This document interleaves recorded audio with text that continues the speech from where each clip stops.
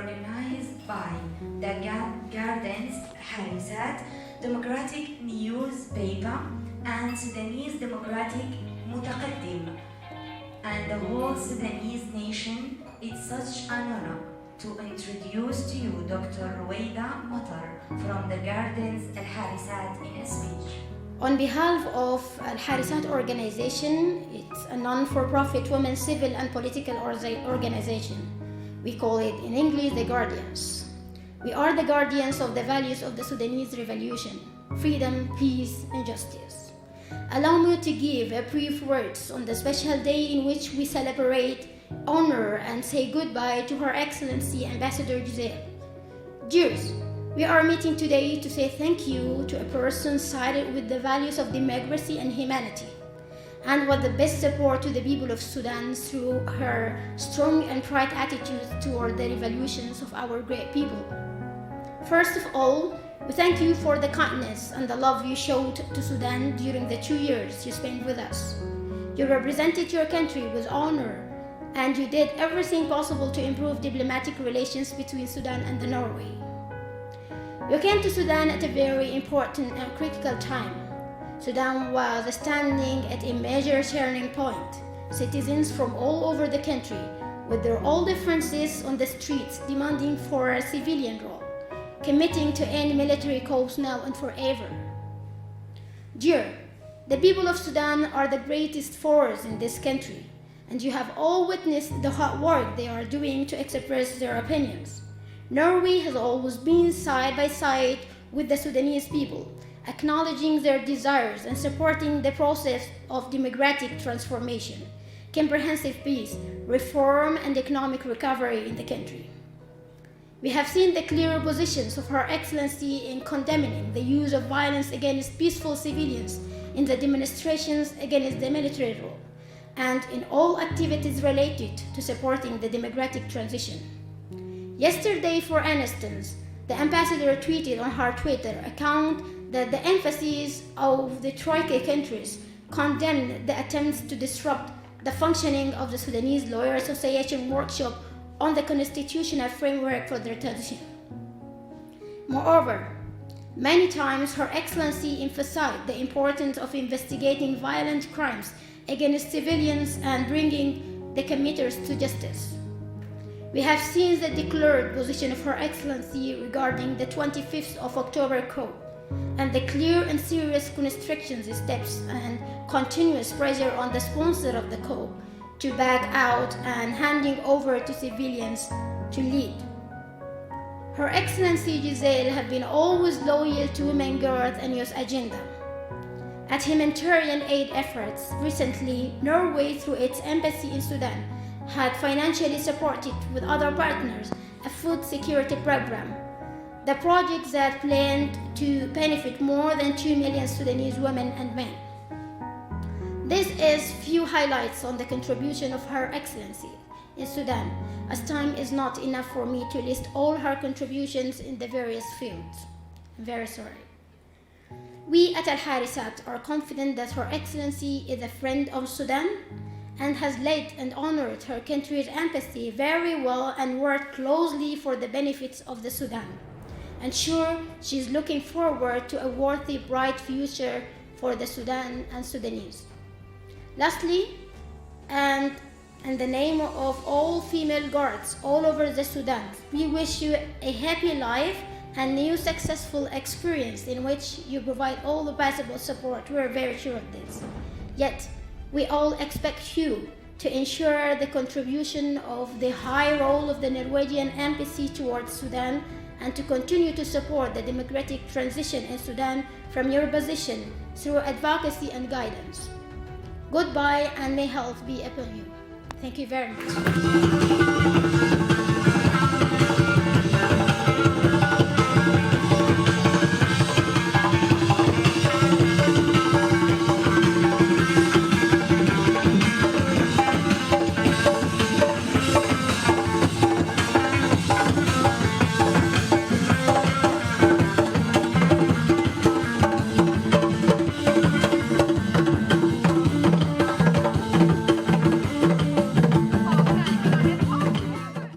such a situation, to keep faith and hope about the Sudanese people, this needs somebody who is noble and rare and of excellence, which is Theresa Loken Gheziel. Thank you. Thank you for not losing faith, hope of the Sudanese people, and hope in Sudanese democracy. And I hope that you be sure that we as Sudanese Democrats, we are really acknowledging, appreciating your support and solidarity for the Sudanese people.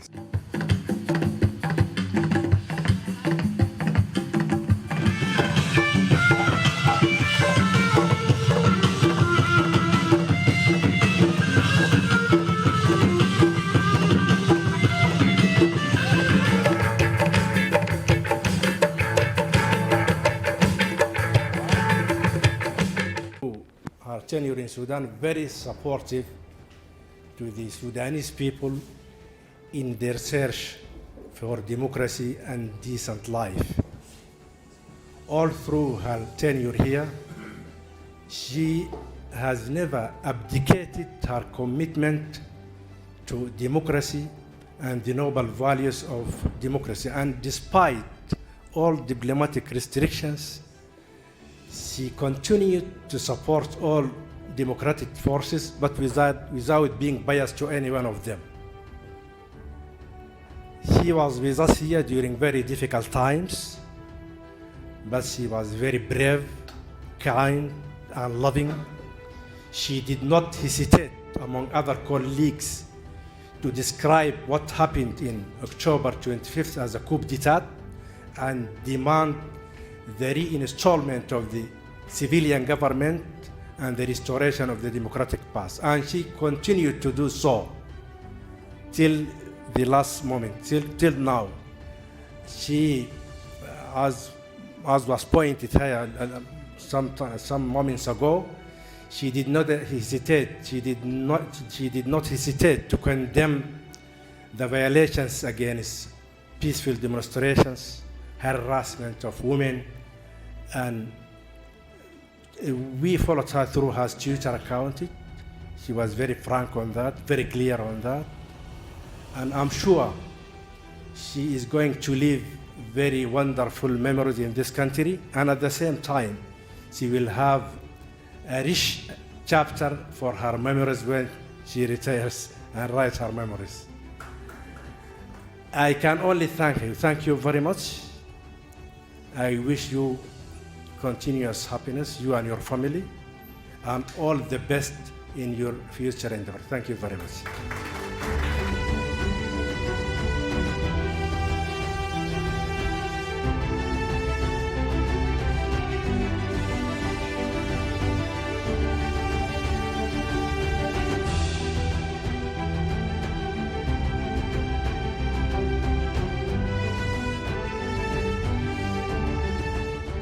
I really thank everybody who's here, in particular Ustaz Al-Haj Warraq, who was very keen to have this occasion, and I'm glad there are many faces who are working for democracy and for human rights, for women, for equal citizenship, are here in this room. Ambassador Theresa, you will be remembered for many time to come, and Andrea, my friend, will have a big shoes to fill. He's capable, and I know he will be able to do that, no doubt about that. But you really represent your country, your peoples, your values very well, and we will remember that, and we can't thank you. We have nothing to give to you, but if it happened, any one of us went to Norway, and there are a lot of academia between Sudan and Norway. We will tell your people there how did you represent them, and I thank Segron also for what she did, and she is going to Geneva. I'm sure she will remember us. She will advocate for us in the Human Rights Council, because we need your effort. We are counting on you in that place. Sir, you are welcome. We have a very challenging situation here. I'm sure you are capable. Those two strong ladies, they will give you some secret and formula to navigate. Thank you so much.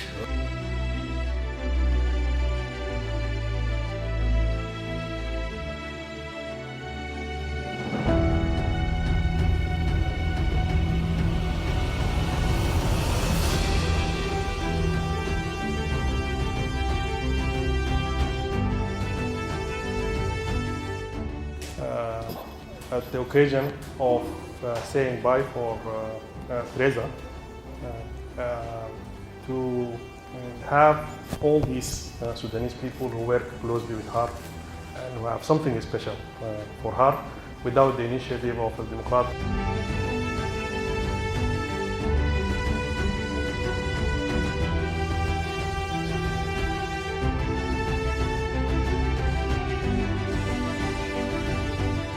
Good evening, friends. It's quite emotional to stand here in front of you. In 72 hours I will be on an airplane taking me away from Khartoum and from Sudan. And I'm really touched and moved by this initiative by ALHARISAT, Democratic and ALHARISAT Guardians. Thank you very much for organizing this very special event. Some of you might have seen some pictures of me wearing a Sudanese top. I went to a meeting yesterday because as an ambassador I represent the country, and when I came 2 years ago I presented my credentials from His Majesty the King to the head of state, the chair of the Transitional Sovereign Council. I wore my Norwegian traditional dress. It is in thick wool, so that was not a very big success in Khartoum in October. And I had a few words in Arabic for the chair of the Sovereign Council. Afra, maybe remember, it was about the fatherland and how dear this country is, how beautiful it is. And actually I had come without very much knowledge about the country, I must admit. I have done some African studies many years ago and worked on different issues, also Sudanese issues back in other missions. But I was quite fresh and maybe also a little bit naive about this country. It was a very positive time. I came just a few weeks before the signature of the Juba Peace Agreement. It looked all very good. The international community had triple support and was very eager to support the change in Sudan that came about after a generation with authoritarian regime. So I thank you for all the kind words from 3 of those that was put in prison on the 25th of October. To me, it was really a shock that in a country, in a state where there's supposed to be rule of law, someone could come and arrest people in government and do such a breach of an agreement, a signed agreement, partnership that was supposed to be also equal. And I think that realizing that good people that we knew very well, that we had discussions with, disagreements with also during this very tense first transition, now could not communicate with their families.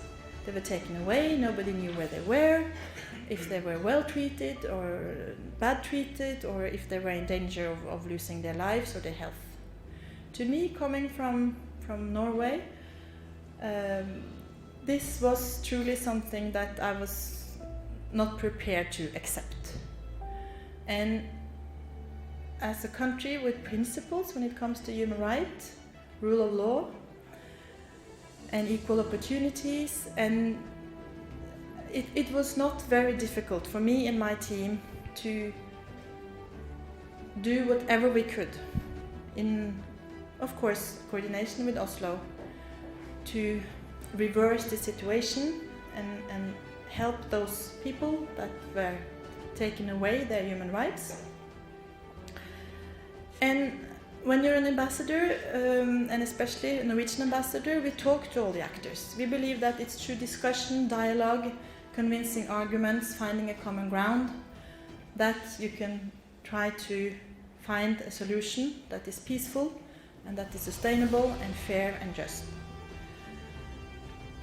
We realized at the end that there was no way back to the constitutional declaration, and I also had kind of a new kind of meeting myself in the mirror, being a little bit naive. When I went to Norway in November, I came home and I watched from my living room Al Jazeera English in Oslo, Prime Minister Hamdok sitting at the podium together with General Burhan and Hemeti, signing something that I could see from the picture that he should not sign, because he was not surrounded by his friends. And unfortunately that did not work out either. So a lot of things have happened, and also from as a representative of the international community, we are also doing a lot of work with other countries, and any country has its own interests and its own ways of seeing things. And in Khartoum, our main task is to, for us at least, is to keep focus on the interest of the Sudanese people,